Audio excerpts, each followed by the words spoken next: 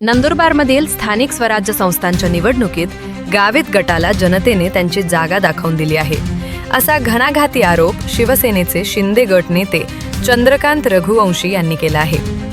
आतापर्यंत गावित परिवाराला मोदीजींच्या आशीर्वादानं मते मिळत होती, पण आता जनतेने स्पष्ट कौल दिला आहे, असे रघुवंशी म्हणाले।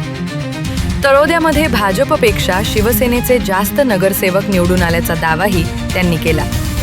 आता अहंकार सोडून वस्तुस्थिती समजून घ्यावी, असा सल्लाही रघुवंशी यांनी दिला आहे। पहा नेमकं काय म्हणाले चंद्रकांत रघुवंशी। भाजपने ताकद लावली होती असं मी मानत नाही, एका गावित गटाने ताकद लावली होती।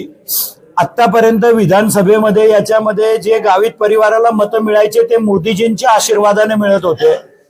गावित गटाची किती इज्जत आहे नंदुरबारमध्ये हे जनतेने आता दाखवून दिलेलं आहे त्यांना। उलट त्यांची अपेक्षापेक्षा 3-4 नगरसेवक जास्त आलेले आहेत, नाहीतर त्यांचे 5च्या आतच नगरसेवक राहिले असते। ही वस्तुस्थिती आहे। नंदुरबारच्या जनतेने एकदम स्पष्ट कौल दिला आहे। बघा, आम्ही 3 ठिकाणी विजय प्राप्त केलाय असं मी म्हणतो, कारण आम्ही नंदुरबारमध्ये धनुष्यबाणवरती उभे होतो। शहाद्यामध्ये आम्ही अभिजित पाटलांच्या आघाडीमध्ये एकत्र आमचे उमेदवार उभे होते। नवापूरमध्ये भरत गावितांच्या नेतृत्वाखाली आमचे 4 नगरसेवकाचे उमेदवार उभे होते आणि एकंदरीत 3 ठिकाणी नगराध्यक्षाचा भी उमेदवार आमच्या विचाराचा निवडून आलेला आहे।